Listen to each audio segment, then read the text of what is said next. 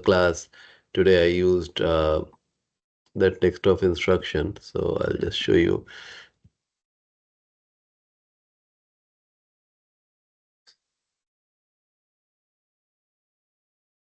See, the next of instruction, let me take you to the library. Here, minimize this.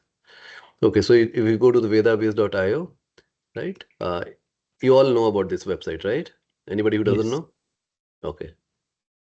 Okay, so here you'll see nectar of instruction. And as the part of the study, after Bhagavad Gita, we do study nectar of instruction. We will study Sri Ishopanishad also. And then there is the book called Nectar of Devotion, which is this book. So it's the study of 4 books, which we do as the part of, we call it Bhakti Sastri. We do it. Of course, the one thing which we are not doing is asking you to write the exam. But anybody who's serious, they can also write the exam and then they get the Bhakti Sastri degree actually. So this book, Nectar of Instruction, if you just click. So there are 6, text 3. Okay, there are, so let's read this. Santosh Prabhu, maybe you can read this. Yes. Text 3. Text. Yeah. There are 6 principles favorable to the execution of pure devotional service. Being enthusiastic, endeavoring with confidence, being patient, acting according to regulative principles such as Shravanam, Kirtanam, Vishnu Smaranam, hearing, chanting, and remembering Krishna, abandoning the association of non-devotees, and following in the footsteps of the previous acharyas. These 6 principles undoubtedly assure the complete success of pure devotional service. So see, what do you see patience as one of the virtue? Yes. So I think the volume is low, audio setting here. Okay. Yes. So you see, one of the Hare Krishna, Gaurav Prabhu. कैसे हो प्रभु जी? Doing good? माता जी नहीं आई? बच्चे को संभाल रही हैं? Okay okay okay okay बच्चों को आप लेकर आ जाओ और कुछ कुछ उनका कुछ एक्टिविटी रहता है इस समय okay Okay. Try to see over time. Maybe you can figure out कि जब activities can happen some other time. Slowly it takes time. हम लोग का भी था प्रभु शुरू में था. But then as we actually this verse is a good one. Okay, so you'll see that how the things develop. So he says there are 6 principles favorable to the execution of pure devotional service. So pure devotional. So see what you are studying. Bhagavad Gita. Anybody can read Bhagavad Gita, right? But the purest past, right? When we go to the 18th verse, 18th chapter, Krishna says that you just abandon all kind of things. Abandon all your religion, all conception, just surrender unto me. So that purity we're talking about. A lot of people, they do the devotional service. Devotional service means I love you. I'll do this. I'll do some work for you. Okay. But then sometimes if the situation is not good, they ask Krishna also, give me something. I need it. Right. So in the pure devotional service, there is no expectation that I'm going to ask anything from Krishna. So there are 2, and it is from Srimad Bhagavatam. Purity means 2 things. It should be uninterrupted and unmotivated. I'll repeat. Uninterrupted and unmotivated. So the love will and service will be uninterrupted. Doesn't matter what the circumstances is. And then unmotivated. I'm not expecting anything in return. That's called pure love. Now, you see, if you take that definition of love and try to apply in your life, you see that how many of our relationships are like that?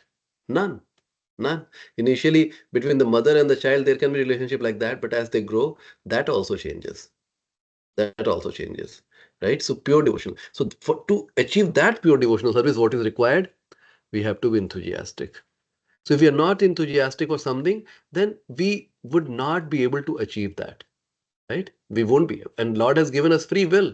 So we have to use that, right? Being enthusiastic, number 1 virtue, means one characteristic.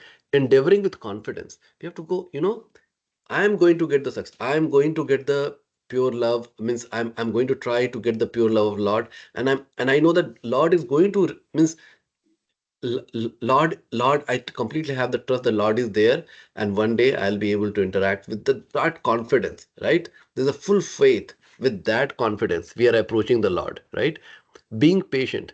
So it's not that, so even the one example Prabhupada used to give that even to get the baby, let's say a boy marry a girl and the girl really want a baby, they they cannot get the baby immediately. It takes 9 months, right? To study and get a job, it takes 16 years, 18 years of studies. Okay, to know your spouse, it takes it takes the whole life. Actually, means you'll think that you know your spouse, but many times you don't know your spouse. Okay, so anything you take in our life which is of value, it takes time. So we have to be patient.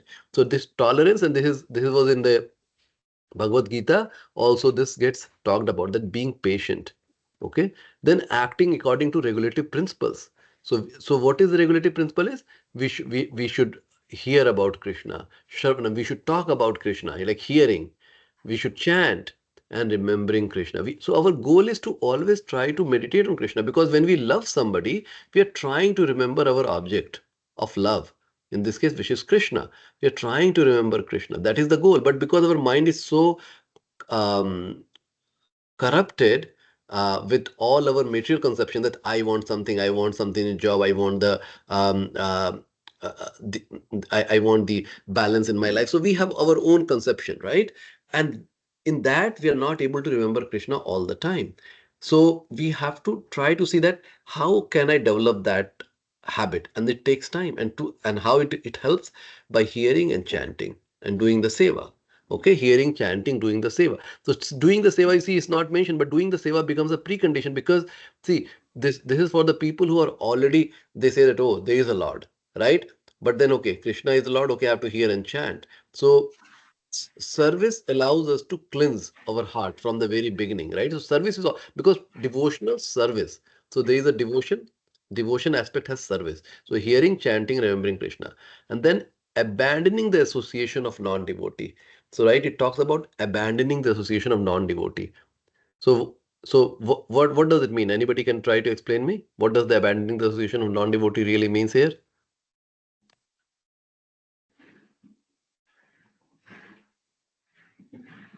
Opposite of satsang, Prabhu. Like if we are not in satsang, we should be abandoning such bondages or people around.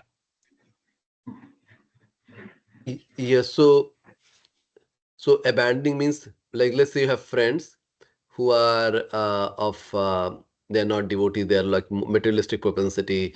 Oh, I want to do that, I want to that. Should we go and cut our relationship with them? Yes, Prabhu. That's what it talks You about. know, physically, I believe. Mm, yes. So even though we are in touch with them, we should not get influenced by Very, the very good. Krishna Very consciousness. good. Very good. Yes. So we don't need to cut. See, No need to cut. yeah, means you don't need to end your friendship. You just don't get influenced by them. It's not that they are going there, hey, let's go to the bar. So I, okay, and then okay, I'll also come and go, come to the bar with you, right? Or if they are saying they are wasting their time, they go, let's go and watch the football game, and then you are spending time watching everything, right? Sometimes, okay, see, sometimes as a devotee practitioner, also we think, oh, I'll watch for some times. It's okay. Means you'll see as the purity grows, you would think that all of those are the waste of time. If I'm not talking about Krishna, it's a waste of time. But that it takes time, right? So don't see that we are asking that, hey, you should end, not watch games. But see, we used to watch a World Cup cricket a long, like my wife is a big fan, and we used to watch every game. Now over time, what has happened? Now we are not that interested. Our heart says, it's okay, fine. We'll still watch sometimes, like World Cup, the final. Maybe we'll watch if it's required. But there's nothing, that there's no hankering. So you'll see that it will get purified, right? But we have to do our own due diligence. So coming to abandoning the association of non-devotees, we don't get influenced by them, but we maintain the friendship. We are always compassionate to them, because why? Because they also have the soul, and the soul belongs to the Lord. It is covered, so they don't realize that they are part and parcel of the Lord, right? In pure state, they will remember. But right now they are not in a pure state. So we always remain compassionate to them and think good about them. Okay. And then follow in the footsteps of the previous acharyas. So whatever the acharya is telling. So this Nectar of Instruction is a book written by Rupa Goswami. He is one of the acharya, and he has given and this 11. This is a very short book. Only 11 instructions, 11 verses, and you'll see that how this will help us. Um, Increase the efficiency of the our devotional service or our love for Krishna, these practices. Okay, so I just wanted to show because we talked about the tolerance, right? Tolerance is a virtue. Sometimes it takes time for things to, in this case, propose your health. Yeah, it's all Krishna's plan. He always has a plan that why he does something, of course. So yes, it will get better, Prabhu. It will get better. Yeah, yeah. Thank you for sharing this. Okay, so what we have to cover, we are meeting after the gap of 2 week time. So let's read quickly the 10 verses. So Punya Prabhu, would you like to read? Yes, Prabhu. Go ahead. Text 1.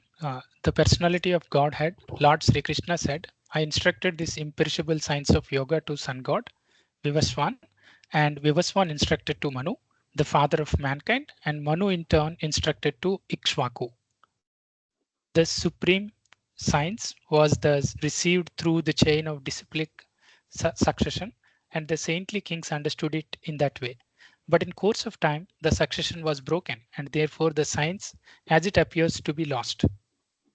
That very ancient science of relationship with Supreme is today told by me to you because you are my devotee as well as my friend and can therefore understand the transcendental mystery of this science.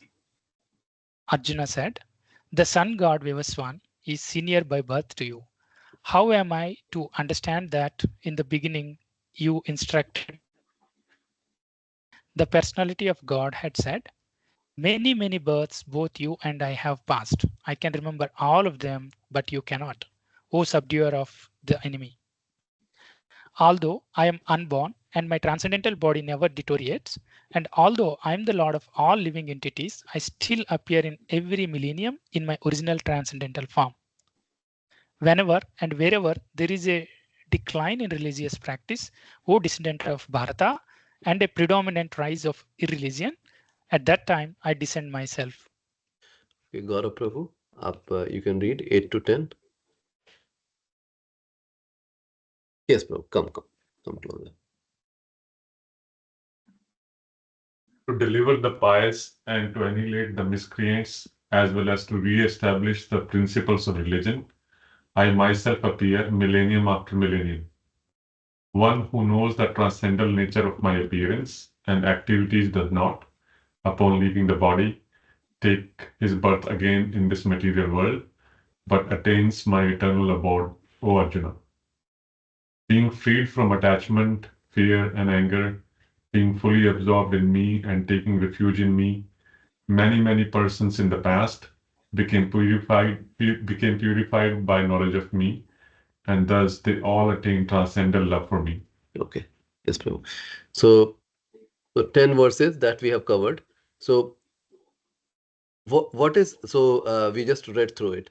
Can I hear one takeaway from everyone? What's what your one takeaway? Shiva Prabhu? What? Okay, yeah. Okay, one takeaway. I'm just going to ask everybody, what is one takeaway from the 10 verses we have read in this chapter so far?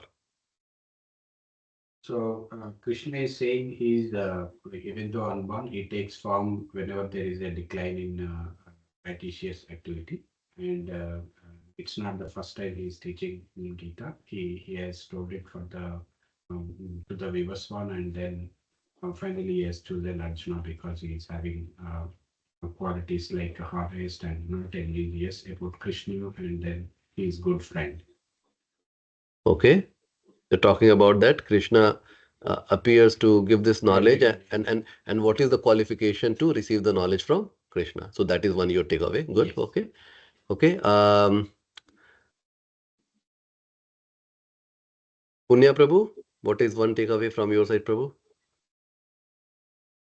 Prabhu, the key takeaway I am taking is divine knowledge will keep on getting passed through Lord in one way or the other, so that for the so there is a path to reach him back always.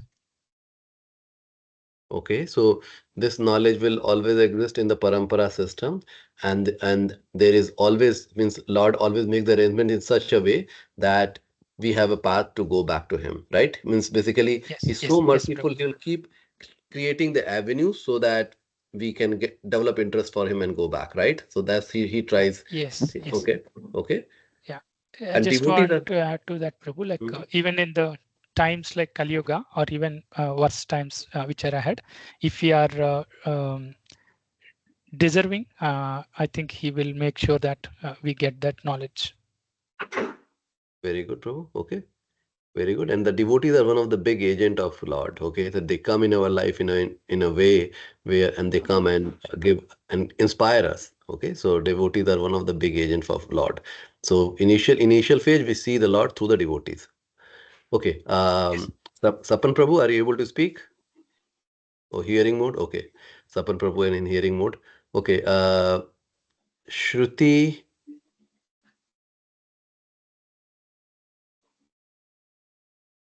Hare Krishna, Prabhuji. Hare Krishna Mataji.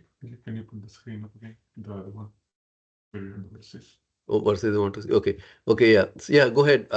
Do you have any take away from these 10 verses we have, which we that quickly summarized? No, Prabhuji, I haven't joined for last few sessions, so I have Okay. not Okay. No. much No worries. No connected. worries. No worries. No worries. No worries.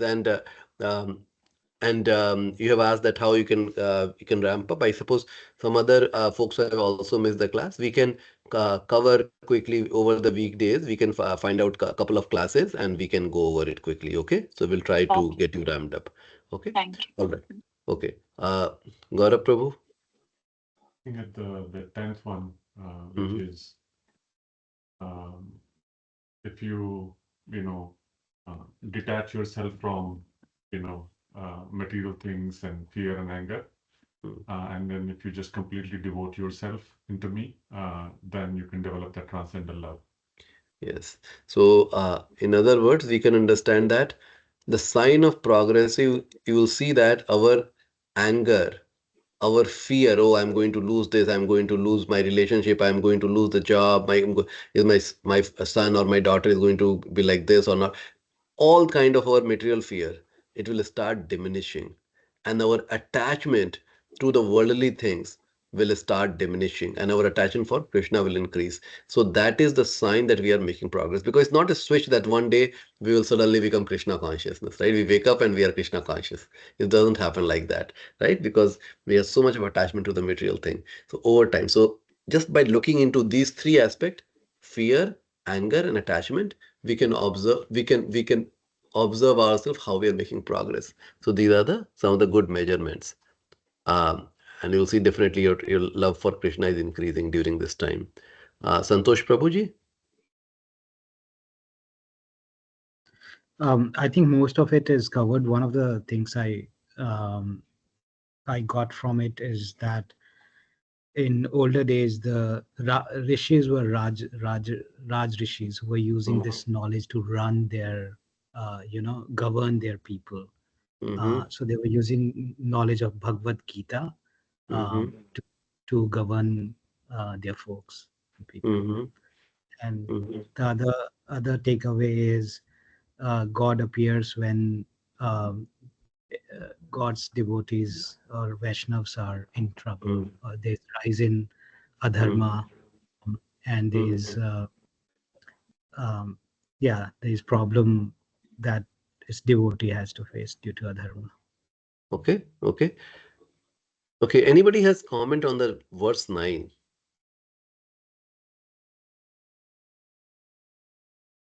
Text 9. What do you understand about this verse? What do you think, Gaurav Prabhuji? It's that concept of just getting free from this material world. So if you devote yourself and understand the transcendental nature, what that really means is if you are completely devoted to Krishna, then when you leave the body from this material world, you do not come back to this material world, and then you attain how do you say? I don't want to use the word moksha. Don't attend the body, right? Yeah. We are free from the cycle of birth and death. Yeah. Okay. So see, if you can elaborate a little bit here, like one who knows the transcendental nature of my appearance and activities does not, upon leaving the body, take his birth again. So what does it mean? Who knows the transcendental nature of my appearance and activities? What does it mean? And anyone can comment. You can help here. Okay. Yeah. So Maybe- it's the truth, Prabhu. The way I'm thinking aloud Mhm. here is that if you know the transcendental nature of Krishna, you are touching the truth of the existence, whole existence. But what does the transcendental nature means here in this case? What elaborate in a So practical he way? doesn't. Yes. So, like, you don't see Krishna has come and gone. He was always there, but he has appeared for the benefit of devotees to develop an association with him. Okay. Okay. Okay.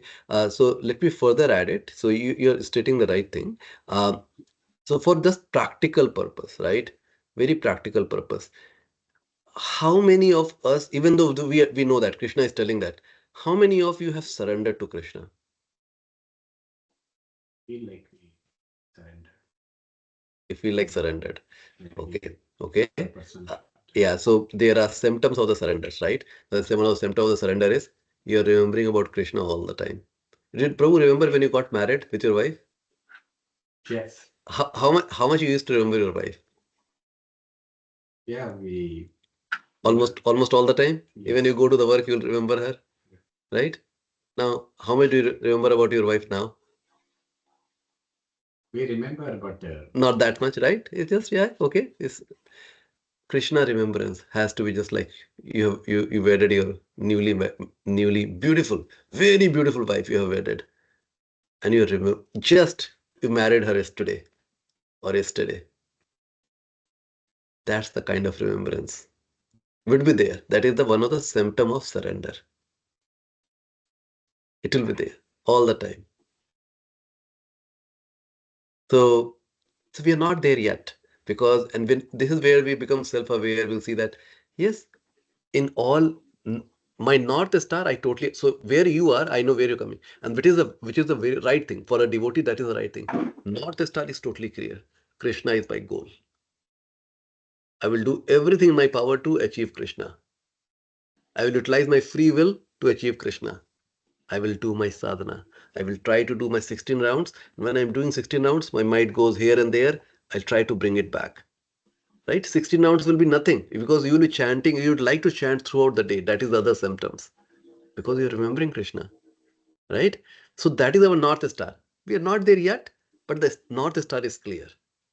So that's the initial stage. Even if we get to that place, that's the purity.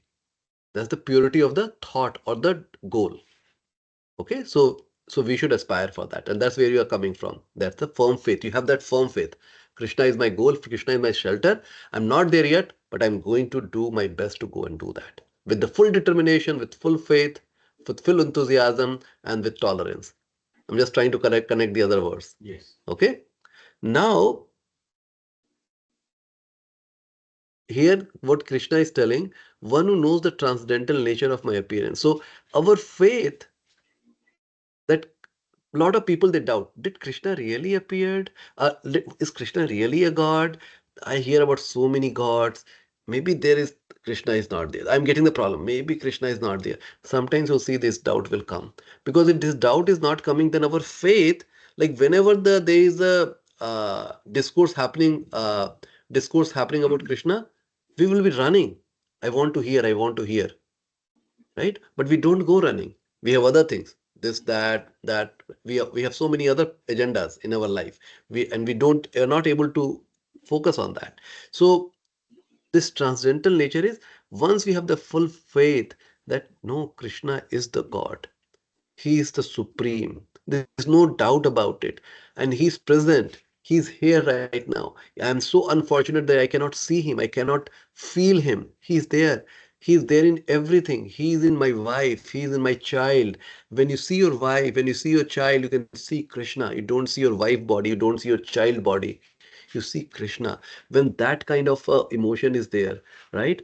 We get, in that case, we understand this, then we don't take the birth again, because we have the full faith that Krishna is there. Krishna is my only shelter. I am part and parcel of Krishna. So this is text 9.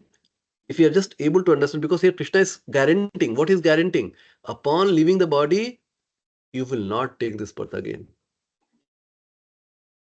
So such a big signature, stamp, right? And you will attain my eternal abode. He's not telling that you will get moksha or you will go to Vaikuntha. What he's telling? You will attain my eternal abode. So we have even the possibility of directly going to Goloka Dham. Of course, Vaikuntha is also eternal abode. We can we can go to Vaikuntha also, right? But we have the direct possibility to go into Goloka Dham and play with Krishna. He's giving the guarantee like that. Do we really have a faith? Yes, what he's telling, that's true. He's written with his blood. He doesn't have the blood, but that's the figure of his speech. So that's Prabhu. So just look into this verse, try to reflect. And then next verse he says that the person who is making progress, the attachment, fear and anger, how it will reduce, right? And then we attain him. Okay, so now let's go to the text 11. Okay.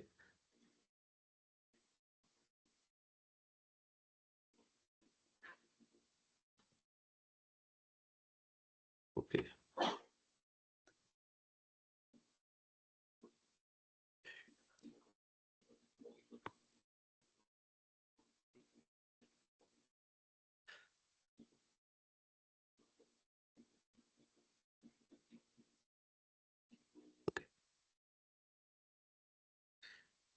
ये अथा मां प्रपद्यन्ते तांस्तत्त्वा भजाम्यहम् ममावर्तिमान अनुवर्तन्ते मनुष्य पार्थ सर्वशः.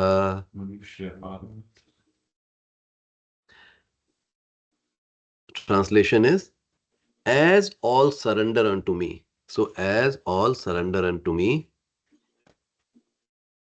I reward them accordingly. Everyone follows my path in all respects, O son of Pṛthā. So this sentence, as all surrender unto me, I reward them accordingly. It is telling the characteristic of a relationship with him. So it's reciprocal. As I surrender, let's say Shiva Prabhu's North Star is clear. From his thought, he is completely surrendered. In the practice, he is not perfect, but from his thought, he is completely surrendered, let's assume. So then Krishna will reciprocate accordingly. And let's say for me, I haven't even surrendered from the thought. I'm thinking, yeah, Krishna is God, but I think maybe I should explore Shivaji also.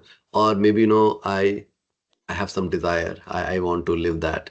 So Krishna's reciprocation with me will be different than what Krishna is reciprocating with Shiva Prabhu. So it's very reciprocal. So that's the reason why you see that the pure devotees, they are in a different world all the time, because the Krishna reciprocation is at a very different level compared to us. So it's not that Krishna is not there or he's partial. He's not partial. He's reciprocal. So Krishna is not partial, but he's reciprocal. So depending on the sweetness of our relationship with him or the depth of our relationship with him, accordingly he's going to reciprocate with us. So these 4-5 verses you'll see, these are like a jewel. If we understand it, we'll understand who Krishna is, who really Krishna is. So right, so what he's telling, everyone is searching for Krishna in the different aspect of his manifestation. Krishna, the Supreme Personality of God, is partially realized in his impersonal Brahma Jyoti refulgence. So there are three aspects to achieve Krishna, right? We have talked about. One is the first level is Brahma Jyoti aspect, right? Where Krishna is all pervading. We feel the Krishna as energy, right? The second level is as a super soul, as Paramatma within. So that's the second level, right? But then Krishna is the third, the highest level is, but Krishna is fully realized only by his pure devotees. So as a person, Krishna is fully realized because they treat Krishna as a person. So different level of reciprocation will happen with Krishna. Somebody who wants to see Krishna as energy, Krishna will come in his life as energy and reciprocate, right? You will see that, oh, Krishna is in my life, but then I see only Krishna as energy. While somebody will see Krishna as a small Shyam Sundar form in his heart, if once they achieve it, and the other will be able to see Krishna eye to eye because they treat the Krishna as a person. They know that all these three aspects together makes who Krishna is. Consequently, Krishna is the object of everyone's realization, and thus anyone and everyone is satisfied according to one's desire to have him. So, my own desire to have him, accordingly, Krishna is going to satisfy me. Okay. So, in the transcendental world also, Krishna reciprocate with his pure devotee in a transcendental attitude, just as the devotee wants him. So in Krishna world also, right? So Mother Yashoda wanted to associate Krishna with in the mood of mother. So Krishna reciprocated as a child. Gopis wanted him in the paramour, right? Or as the intimate lover. Krishna reciprocated like that, right?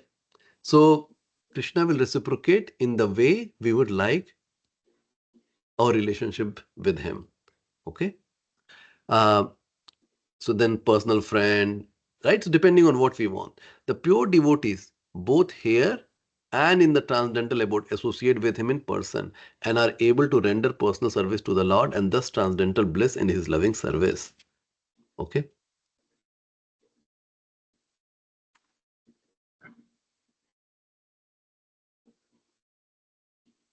So here last one.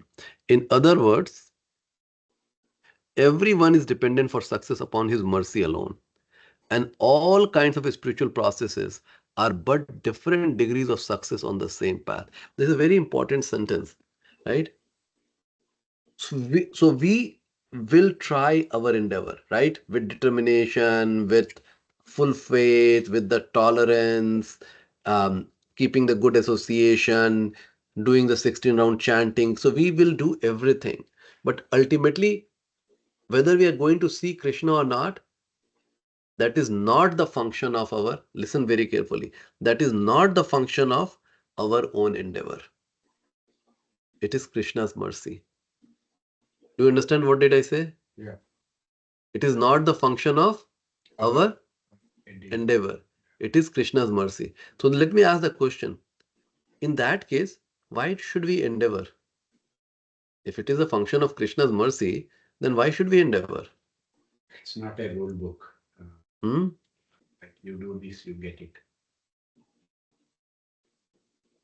Anybody over Because, the yeah, yeah, online? because Yes. But to get Krishna's because attention, Krishna is Prabhu, Okay, okay. reciprocal. One person. Okay, Santosh Prabhu, go ahead. Yeah, because just now we learned that Krishna is very reciprocal. So even though it depends on Krishna's mercy, but if our devotion is pure, eventually we'll get his Reciprocation. And why? Yeah. Why? Because of our love and devotion for Krishna. Okay. Anybody would like to add few extra words there in what Santosh Prabhu is telling? Gaurav Prabhu, any thoughts? In the reciprocity, like the verse that said, was it like appropriately or depending upon how much pure or how much devotion you're giving, you get the love appropriately. but it's still at Krishna's mercy. So you can't just, do it and say it's guaranteed because I did it. But it's coming from him, and he's reciprocating based on how much you're putting in. Okay, okay. So combining all of what you have said, right? One thing which is which we should focus. So our effort is required. Even though we are dependent on Krishna's mercy, our effort is required. Why our effort is required? Because that attracts Krishna's grace. It's just like a small baby who's trying to walk, and then as a father, you both have the kids right here. So as you remember your times, if you immediately you try to hold him, then they won't learn how to walk. So what you have to do, you have to let them stand, fall down, let them stand, fall down. The more they are trying, the more you are paying attention to the child. And you're okay, give my finger, okay, and then walk. Then you leave the finger again, let him walk, fall down. Then again you give your finger, then walk. So the more child is trying, the more effort you are also putting. Give him a finger, let him walk. Exactly like Krishna. Our effort attracts Krishna's attention. Ultimately, it's Krishna's mercy. Understand? This is a finer detail. So we have to do our endeavor with full determination, with full faith, full surrender. But then Krishna's mercy will come, and then it will cleanse our heart of all the things which we have. All our anger, our greed, our this, our that. And see, as you are making progress, you'll see that how you are changing. Your anger is reducing. You are becoming much calmer. You'll see the Krishna's reciprocation, because he is helping us cleanse those anarthas from our heart. Okay.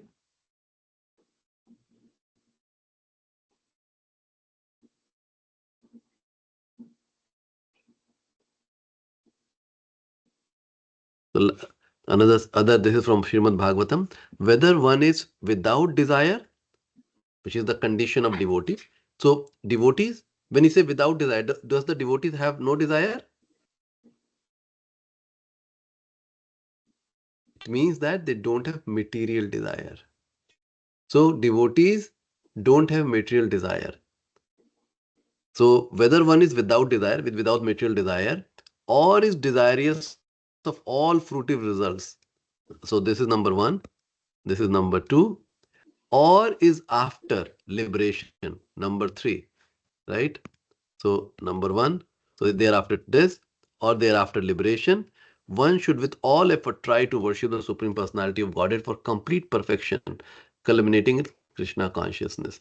So initially we may even have initially desire, but instead of approaching anybody, we approach with what the Srimad Bhagavatam recommending, you approach Krishna. In the process, what will happen? We will say, oh, why I'm looking for liberation? Oh, why I'm looking for the fruitive results, right? When I can get this. And this is what exactly happened with whom? There's a story. Dhruva Maharaj, he wanted the kingdom bigger than his father. Yes. And then once Krishna came, then what he said? What he said? Pardon? He gave an entire planet, separate planet. No. But then Dhruva said that I was looking for the broken piece of glass when I can get a jewel. Right? I was looking for a broken piece of glass. He went disappointed after seeing Krishna. Of course, when Krishna disappeared, he got he was like, oh, where is Krishna? No, Where is Prabhu. Krishna? He was reflecting himself on the same thing that you said. Hey, what I have desired after all. He was disappointed with himself, but he was given the higher position at the end of his rule. Of course, you see, that's Krishna's reciprocity, right? Even though then Dhruva Maharaj is telling that I don't want anything, I only want you. But still, Krishna, out of kindness, gave everything, right? He gave him the biggest planet, and he gave him the Dhruva, like you'll always be there, right? He gave so much of things. So when the father comes, he's happy, even though we don't ask. You get it. You don't want that. You only want your father, but father will go have the car, have the house, right? So he can give whatever he wants, right? So that's who Krishna is. He's so merciful. Okay, moving to the next verse. Kanchanat karmanam siddhim Kankshantah karmanam siddhim yajanta iha devata yajanta iha devata Shipram hi manushe loke Shipram hi manushe loke siddhi bhavati karmaja. siddhir bhavati karmaja. Men in this world desire success in fruitive activities. Therefore, they worship the demigods. Quickly, of course, men get results from fruitive work in this world. So, men in this world typically, most, and many men is talking about all the humanity, okay? Men in this world desire success in fruitive activities. And therefore, they worship the demigods because they think, oh, demigod will give me this, demigod is going to give me that. So, they worship the demigod for, it's a kind of a business relationship. Quickly, of course, men get results from fruitive work in this world. Okay, then they get the fruitive result of that. So there is a great misconception about the gods or demigods of this material world, and men of less intelligent. And you see, so this is coming from, sorry. Okay, this is coming from chapter 16, where Krishna will talk about the men with the lower intelligence. Okay. So there's about the gods or demigods in the material world and men of less intelligence, although passing as great scholars, take these demigods to be various forms of the Supreme Lord. Okay, so that's initially how people think that demigods, because demigods can give me something, so they are Supreme Lord. Okay, even though all the energy of the demigods are coming from Supreme Lord, they have been giving this power to give us through the Supreme Lord. That's the right way to see the demigods. That where their energy is coming from, Supreme Lord. Okay, so through and with that attitude, we respect the demigods. So Veda says Nityo Nityanam, God is one, Ishvara Parama Krishna. Okay, Nityo Nityanam, Ishvara. So two things Prabhupada is citing. The Supreme God is one, Krishna, and the demigods are delegated with powers to manage this material world. So here Prabhupada is giving that how the Vedas refer that the power to the demigod is coming as a delegation, right, for this material world, but it is coming from Krishna. Okay, these demigods are all living entities. Who are demigods? They are all living entities with different grades of material power. So they are just like us. They also have the timeline. They are not our 100 years and their 100 years is totally different. But they will also they are born and then die, right? They are given special lot more power than us. We are also have been given power, right? To think, to do something. The power we have also got power, but these demigods, they have a lot more power. They can do a lot of things. They can play with the material energy. Okay, but they are not equal to Supreme. So they cannot be equal to the Supreme God, Narayana, Vishnu, or Krishna, whatever you call them. Okay.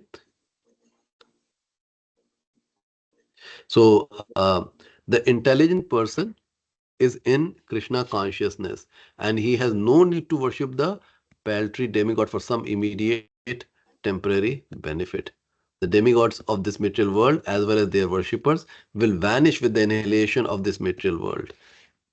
Okay, even their boons will get vanished, but what we get from by worshipping Krishna is that we get freed from this world, from the cycle of life and death.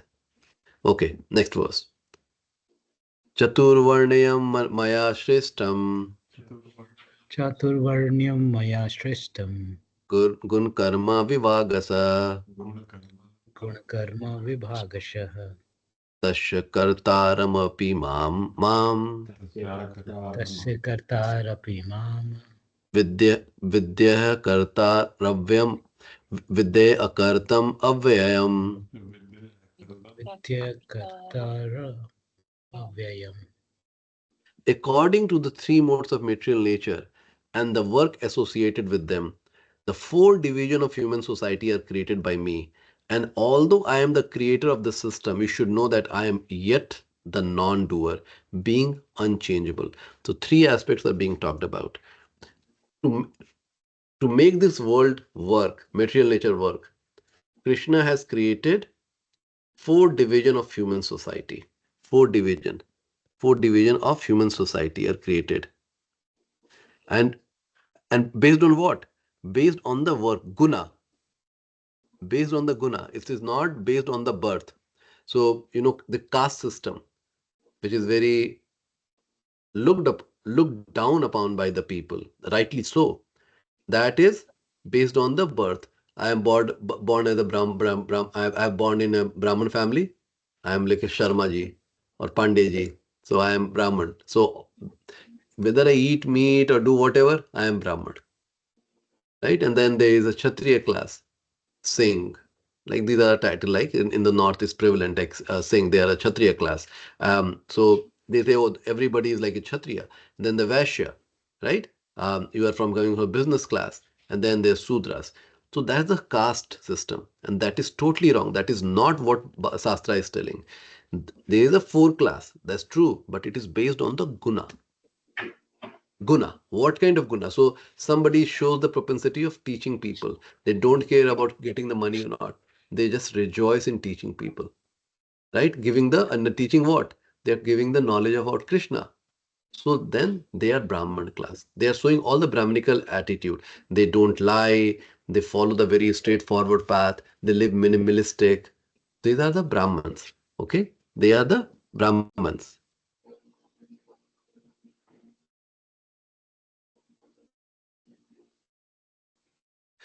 Okay, so they are Brahmins. Now, Kshatriyas, similarly, they always trying to protect the people. They see anything is happening in the society wrong. Their blood boils. They are ready to fight. They protect people with all honesty. They are a Kshatriya class. Vaishya people, they have three goals. Protection of the cows. Cows are considered very important because the cows contribution for us to grow is too much, right? They give milk, their byproducts get used for all the things, their gobar, right? Urine for medication. So and then people, and this is still the science is trying to figure it out, but there are already people who are proving it that if you have developed a lot of ailments, but if you live near the cow, your ailments gets cured. Even the kids who are like who have the mental issues, right? They cannot properly talk or they misbehave. What they have seen that if they are living close to the cow, they get cured, right? So cows, so the protection of the cows. So Vash has three duty: protection of the cows, creating the economy, and then using that economy to support the Brahmin class. Okay, so they have to take care of the society because see, Brahman's goal is to teach everybody about the spiritual science and not worry about the money. But they need to be fed. Whose responsibility is that? The Vaishya class. They should do that. Okay, they should do that. And then protection of the cows. So Vash should do that. And then the Sudras, they are the worker class. Means that they are the one who is making the system work. They are just the Sudra doesn't mean that they are doing the abominable thing.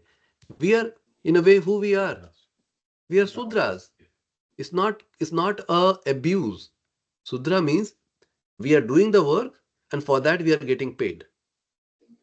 So we are Sudras. We are not Brahmins. We are not Kshatriyas either. In the modern society, who are the Kshatriyas? Politicians. Yeah. Okay, go ahead. Yes. Soldiers, warriors, even the administrators, they are considered to be the Kshatriyas, but because the political system is little different, right? Otherwise, they are also considered to be means they all the administrator class. They are they are Kshatriyas, okay? And then in the modern society, and then in the modern society, who is the? Do we have Brahmins in the modern society? Apurva? Yes, Prabhu. All the spiritual centers. Yes, yeah. So authentic spiritual centers where they really what they say they act that way because there are a lot of gurus, but they also try to make money out of all their discourses. They have running the. Can somebody mute yourself? I am hearing noise. Okay. see.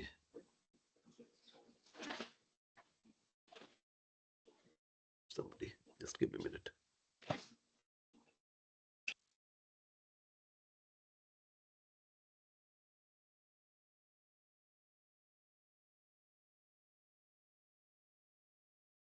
Okay, everybody got muted. All right. Thank you. Do you only consider somebody Brahmana when they're teaching about Krishna, or just teaching other teachings? No, teaching about the spiritual knowledge, giving about the spiritual knowledge. So they are Brahmins, not the teacher who are teaching in the school, and they are really good teachers. They are typically in the mode of goodness, and they like it, right? It's not about, there are teachers who are only doing it for their survivalship. I want the money, right? So they won't be. But if their attitude is to really teach, make the student really follow the value system. Let's say even they're not teaching the spiritualism, but make the student a good citizen of the world. They are at the level of mode of goodness. Say, for example, if somebody is working in an NGO and not looking for money, but still teaching just, for so that people can actually benefit from it, not them looking for anything. Yeah. So see, are they giving the real knowledge, right? If they are working in the NGOs and they are saying that, I just don't want you to just live a good life because they're trying to take care of their roti, kapda or makan, right? Their food, water, shelter, they're taking care of that, right? But are they also saying that, hey, there is something we don't need to be, we should be living and trying to find the higher purpose in our life? Then they will be considered the Brahmin class, right? But if they're not, typically people don't know about the spiritual knowledge, right? So even they have the good heart. So basically they are in the mode of goodness. They're in a mode of goodness, and there are people like that who do very honestly. They do that job even at the cost of they be getting killed in the war, right? Like they means they are there. They are trying to protect the people. They are very genuine people like that, right? But of course, there are a lot of people who are doing that job, but they are doing that as a job, right? Because they got the job. It's not their life. So it depends on the intention, what their intention is. If their intention is all pure, so Brahmins, no, Brahmins are. You'll see in chapter 12, there are the 20 different characteristics of the Brahmins, which we will taught. And that time we can have this discussion a little bit more. Who are Brahmins? Who are considered to be Brahmins? So it is very well defined who are Brahmins. And so here's, according to the three modes of material nature and the work associated with them, the four divisions of human societies are created by me. And so the next part. So we talked about the four this society. This is called Varna Ashrama, by the way. This is called Varna Ashram. Have you heard this word, Varna Ashram? No? Okay. You heard, Mataji? Okay. So some of you have heard. Only Varnas. Huh? Only No, Varnas. no, they are Varna Ashram. Means the ashram which is according to Varna is called Varna Ashram. So it's, of course, we know the four Varnas. Yeah. Four Varnas. Yeah. Different ashrams. Okay. So, and then the next part is saying, although I am the creator of this system, you should know that I am not yet the non-doer, being unchangeable. So even though Krishna has created the system, he is not impacted by this system. He has created a system. And so he is not responsible for what the people are doing, right? And he's telling it doesn't impact him. So even though he's created, he's not impacted by that. So when he's come in this world, it's not that Krishna is also coming under the purview of the this system. He's not supposed to do anything. You remember chapter 3, verse 21. He say that he need not do anything, but when he comes, still he does everything for the world to follow him, right? He wants the world to, because if he doesn't do the things, then world won't follow. They will think that, oh, I can also not do anything, and then the whole society will crash. If the whole society will crash, then they won't be able to go back to Krishna. And the role of this world is to go back to Krishna, which means that we all need to work, because through work we get purified, right? And then the purification, when we approach Krishna, then we have the chance to go back to him. Okay. So the Lord is the creator of everything. Everything is born of him. everything is sustained by him. The Lord is the creator of everything. Everything is born of him, everything is sustained by him, and everything after annihilation rests in him. He is therefore the creator of the four divisions of the social order, beginning with the intelligent class, which is a Brahman, technically called Brahmanas, due to their being situated in the mode of goodness.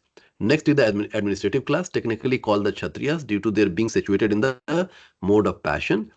Then the mercantile men, called the Vaishyas, are situated in the mixed mode of passion and ignorance, and the Sudras or the labor class are situated in the ignorant mode of material nature. In spite of his creating the four divisions of human society, Lord Krishna does not belong to any of these divisions because he is not one of the conditioned soul. So this division is for the conditioned soul, not for the pure devotees. So if there are pure devotees of the Lord, they don't fall into any of those four categories. Okay, so you can say there are five categories. Four is the as per the Varna Ashrama in the material mode, and then one is the category for the pure devotee, which means they don't fall into any of those. Okay. Can you talk a little bit more about the Vaishyas in the middle of the passion and the ignorance, and then Shudras are in the ignorant mode? Yeah. So you have goodness, passion, and yeah. ignorance, and then ignorance. Yeah. What is the behind what is the question? Real question. What do you mean when there's say the Shudra or labor class are situated in the ignorant mode of the material nature? What does that mean? Yeah. So typically you'll see that if you look into the material world, people who are just working, and you just go and typically talk to them, oh, there is the higher purpose. What is the response you see? Means you work, you'll get the reward. Means what are you calling about? I'm a free man. They'll say that I'm a free man, right? I can do whatever I want, or work is worship. So they don't have the concept and they don't have the time to think that there's something beyond what they know, right? So that's called ignorance, right? It is a covering, and on top of that, I'm not even aware that I'm in the covering. Okay, so that's the majority of the people in this world. 98% of the people, you'll see that they follow that thing. Right? Yeah, they're in mode of ignorance. And then what about the passion and ignorance? Yes. So now the businessmen, like to run the business, you need to have a passion, right? And passion in the sense, it is the that I want to achieve something good for the society. Good businessman. I want to do something good for the society. But yet at the same time, this money belongs to me also. Let me grow. So they're in the mixed mode. They're in the mixed, and these are for the typical people it is being talking about, right? This is the typical, if we just divide the four division in the society, and you will see different kind of people. But most you will see is not a clear demarcation, right? The people now in the current society who are, let's say, working class, you'll see some of them, they have the Brahminical quality also. But out of their initial upbringing, they didn't know about it. But as soon as they get this message, they suddenly start running. Look at you all, or us, right, together. We were behaving all like a Sudras, but now we are learning this. So slowly we are approaching the Brahminical stage. We are inquiring, we are talking. So it's not a thing that, oh, this is how we are born and then you remain this. Right? We have just because nobody taught us this before, right? But as we are hearing, we are making progress. So we are showing Brahminical symptoms, while others may not show at all, or it will take them time, right? Depending on how much I'm influenced by these modes. You have more question, Prabhu? I have more questions. Yes, ask. So take an example. The way we get from the Shudra state to maybe starting to think about Krishna and you might like the way it actually happened for me is like going to mandir and then all of a sudden ran into some pamphlet and then inquired about the pamphlet and then kind of got connected. So some of it might seem accidental, but some of it might be seen as planned. Yes. Right? It's like planned by Krishna. Okay. Okay. So Krishna being impartial, he doesn't do that. He doesn't he claim that he will try to bring Santosh Prabhu will come to you that he will be partial and he will get you a pamphlet, right? You are using your free will, right? So Krishna always, so this is the classic question. Oh, we are saying that we are under control. If we are under control, then every is being governed by Krishna. Then I'll just wait for Krishna to come in my life. Classic question, right? So when do the intersection of destiny, what is free will, what is karma? Then people get confused with this. But to understand it, our destiny has, our karma has decided our destiny. Through that destiny, you got a male body. Through that destiny, you got the wife you got. Through your destiny, you got the kid you got. And through your destiny, you got the work you got in the context. Okay. But then every time you're taking the action, the way you're interacting with your wife, the way you're interacting with other people, that is, you have the free will. You can choose what you want to do. Krishna doesn't interfere. He's given limited free will, right? So it's situation, then I can choose. That time you choose to inquire. Somebody will inquire and they will go their way, even if they are being told. But you choose to take a step, pause. You use your free will. And as you're doing that, you're creating the new destiny for yourself. Yeah, Okay. When I say plan in the sense, it's kind of like a ledger. The actions that you take, they're adding or deducting from your karma, and then you have the will to go left or go right. Right. So the more you accrue, say for example, if I go in the positive direction and do more positive things, so I do more positive things. So positive things attract more positive things.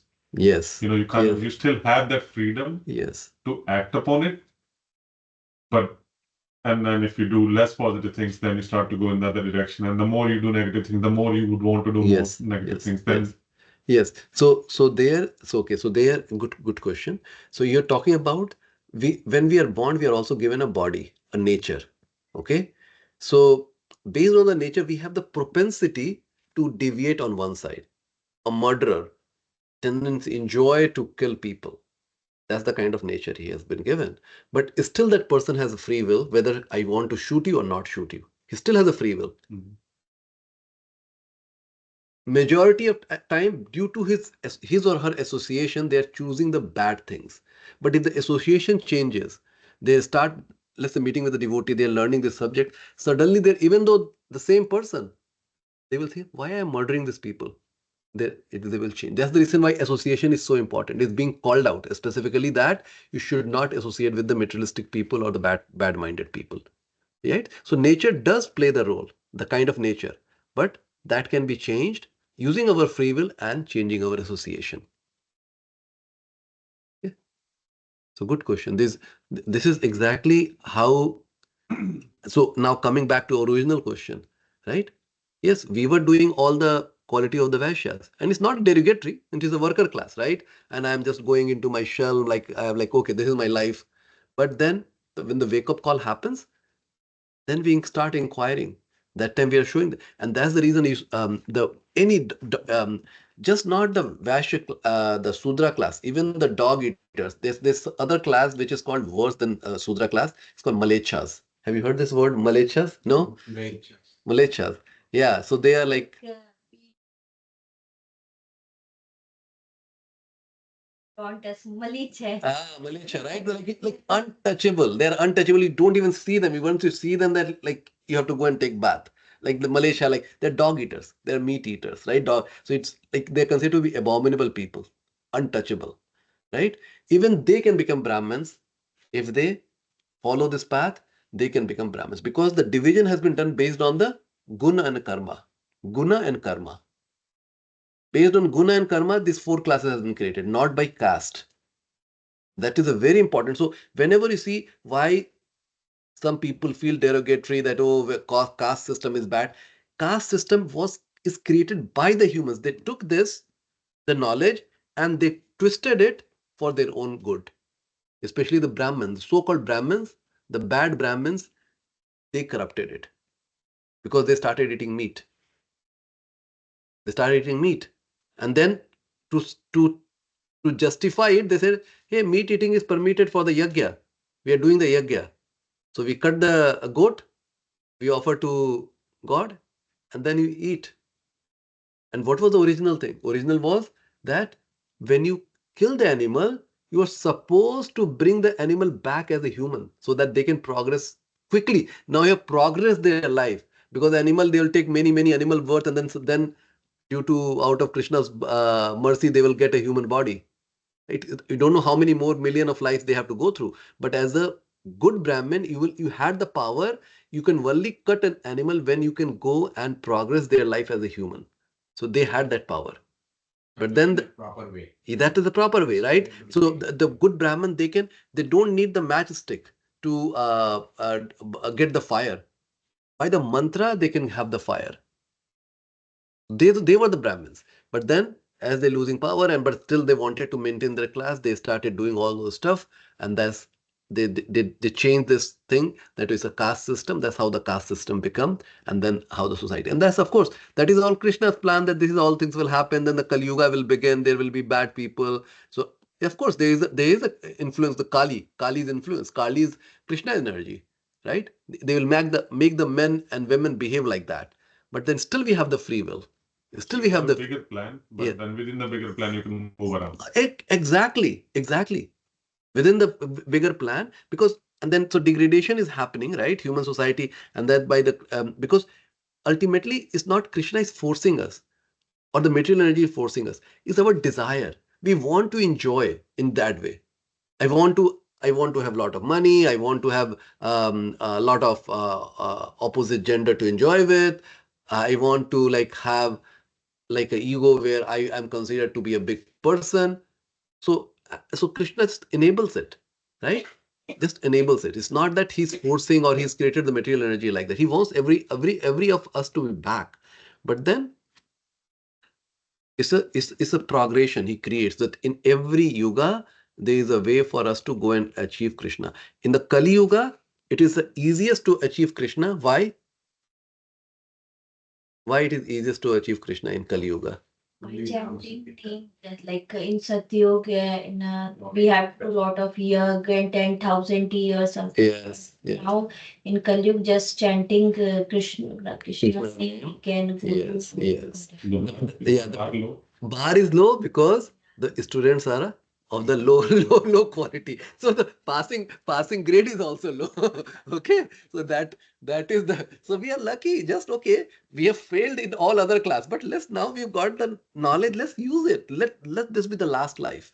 Let this be our last life. If that conviction we will go back to Godhead. Okay. Okay. Verse 14. Na mam karmani limpanti. Na mam karmani limpanti. Na me karma phala spra. Na me karma phala spriha. Iti mam yo bhijanati. Iti mam yo bhijanati. Karma bhirne sabadhyate. Karma bhirna sabadhyate. There is no work that affects me, nor do I aspire for the fruits of action. One who understands this truth about me also does not become entangled in the fruitive reaction of work. So Krishna said that one who knows the transcendental appearance, disappearance, they don't take birth again. This you can say the supporting verse for that. There is no work that affects me. So even though Krishna has created his 4 class and there is some work is specified, so there is a psychophysical nature, what I like to do, but Krishna is telling I am not affected by that, and nor I aspire for the fruit of action. So Krishna is telling, even though if I do the work when I come in this world, I am not aspiring for the fruit of action. And if we understand that when Krishna is telling this is what he means, and because he is the God, so one who understands this truth about me also does not become entangled in the fruitive reaction of work. So these kind of a people, then they will come to the mode of goodness. So the people, let's say, as we start believing, oh, Krishna, whatever is Krishna is telling, that's true. Krishna is not, even though he is creating this material world for our own benefit, right? and we totally believe that it was for our own benefit. We understand the reason. It's not that, oh, Krishna is putting a gun and I should believe it. It's not like that. We should use our mind, our intelligence, and understand that logically, yeah, it makes sense. Krishna has created this world for our own progress because we have so much of desire. So it created the system, right? So it is for my own benefit. Now I understand who Krishna is. Even though when Krishna comes, he is doing his work, it is not that he wants to enjoy or does anything. He's not impacted by that. And if I truly understand that as I am working with that attitude, I won't get entangled in the fruitive reaction of the work. Otherwise, I will always have that attitude that, oh, I should get, I should do, when I'm doing the work, I should get the result. Because then I think, oh, I am part and parcel of the Krishna. Why should I expect the result? I should also behave like Krishna, which is do our work, right? Do my duty. And I have to do my duty, but I'm not going to expect the result because result is not in my hand, and that is the department of for Krishna. So I'm not going to expect any result. I will do the work because that ought to be done. So that's how our attitude will change, because I understand how Krishna has behaved. And I know that Krishna is my goal. Krishna is my leader. Krishna is my life. So with that, this is how I'll start behaving. And then in that case, I won't get entangled by the fruitive reaction of work. Understand? So is the purpose of this one is telling more about Krishna so that you can start to think about that way. So Yes. take an example, if your leader does not get affected by the work or what is the outcome of the work, then you feel like instead of if my leader is or if Krishna has this kind of thought or this is who he is, then you try to become that. Exactly, Prabhu. Exactly. Ye ma prapadyante tam samami bhajami mam. So as no yami Prabhu, read the verse 21 on chapter 3. Ye yathama. Yathamam prapadyante, is that the verse? Yeah. Okay, then I'm speaking the right verse. Okay, okay. Okay, so for a time I thought I'm speaking the wrong verse. So as the leaders do, the world will follow, right? So yat acharati shrestha. Thank you. Yat acharati shrestha tam es me mamo janah. Yeah, yes. Because yeah, okay. So that's the right verse. So that's how. So as the leader does, that's the world follows. Yes, Gaurav Prabhu is exactly the true. So now if I'm seeing Krishna is my leader, that's how I'm going to follow. And as I'm following, I'm not going to get entangled, because that's the only way not to get entangled, right? So that's how we practically understand. So here also so the Lord proprietor never desires the low grade happiness, such as the workers may desire. He is aloof from material action and reaction. So the top businessman, he is not looking for the low grade happiness which the workers, they are getting salary and they are thinking of. They are all thinking high. So it is a high thinking, right? We are not thinking about the low, like, oh, I'll get the fruitive result and then I'll do this. Our goal is high. I want to go back to Godhead. And for that, I have to love Krishna. I have to develop the loving propensity for Krishna. High bar, not the low bar. Okay?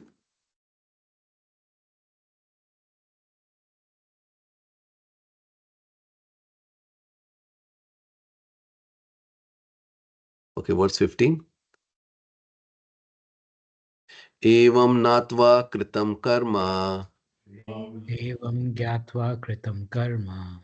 purvair api mumukshubhi Purvairapi mukshabhi. kuru karmeva tashmatva Guru karmeva tasmatvam. pur purvataram kritam. Purvataram kritam. All the liberated soul in ancient times acted with this understanding of my transcendental nature. Therefore, you should perform your duty following in their footsteps. So this is how. So now you see that set the right follower, like right mentor model, right? Who we should follow? The liberated soul in the past, in the ancient time. They acted with this understanding of my transcendental nature. So that's how they acted, and they went back to Godhead. So you follow this, you will also go back to Godhead. Very simple. Very simple. Okay? So that's end the section. So yes, Prabhu, Santosh Prabhu, you had a question, Prabhuji. Sorry, I forgot. Ask that question, Prabhuji. No, I had actually comments. Yes, Prabhu, comments. Go ahead. Some Prabhu in the room, he was talking about, I mean, the question, or he made a comment that he went to temple and then that's how he got into this Krishna consciousness. Yes, Prabhu, yeah. So I wanted to share my experience or my understanding through 2 points. Number one is, I think somewhere in Gita, Lord Krishna says that in this path of yoga, bhakti yoga or gyan yoga, whatever uh, uh, level you achieve in one lifetime, it's carried over in the next lifetime.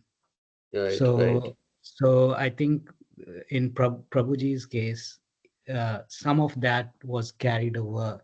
His spirituality or Krishna consciousness was carried over from previous birth, and that's why all of us are in this session together. And yeah, the sanskar basically from previous birth. So that's one. And second point is, um, all of us have all the three gunas at all the time. It's just the level. At some point, the level of one guna is more than the other. And through our karma, what we do or the work that we do, we change the level of guna through what we do. For example, in this group, in this session, all of right now are in sattvic mode. So the more of such associations we have, we will move from Vaishya pravriti to Brahman pravriti. Yes, Prabhu. Yes, yes. Definitely our past um, karma, right? And especially the bhakti. So bhakti is never lost. It starts from there. So and then the devotee will come in our life. They will help us. There will be a better propensity, right? But at the same time, there will be folks who may not have the chance, but they use their free will. The devote. So you will see that in the other books we'll read. They the cause, because Krishna wants to be impartial, right? So he doesn't also choose that, oh, I'll send the devotee to this person or that person. But the devotee, Krishna doesn't interject with the devotees, right? So devotee by their own free will, they can go and bless some devotees, right? So it happens that even though I may not have done, of course, getting a human body itself is is a blessing, right? But how quickly I can progress, it can be governed by the past action, yet at the same time there may not be any cause because some devotee blesses us and we make the progress. Okay, so it's hard to figure it out what really caused that, but these are all the reasons why one can move on that path. Punya Prabhuji? Yeah, small thing I wanted to add, Prabhu, but I can get corrected as well. I think you are referring to dog eaters. They are called chandalas, not militias. Militias are the ones who deviated from Sanatan Dharma, and they are Yes, like, you are right. You are yeah, right.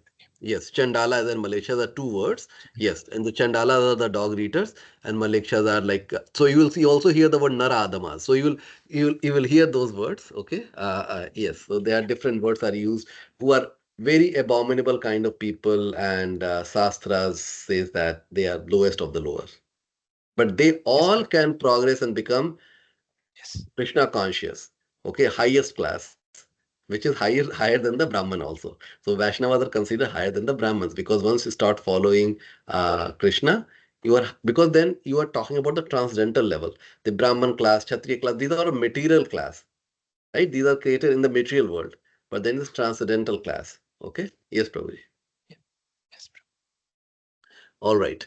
So any other comment, questions?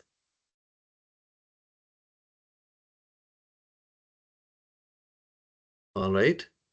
So we will end the class here.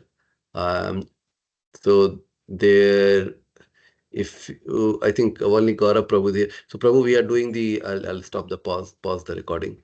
So we are running the gift campaign at Microsoft. So if you have time, you are in the WhatsApp group, Prabhu?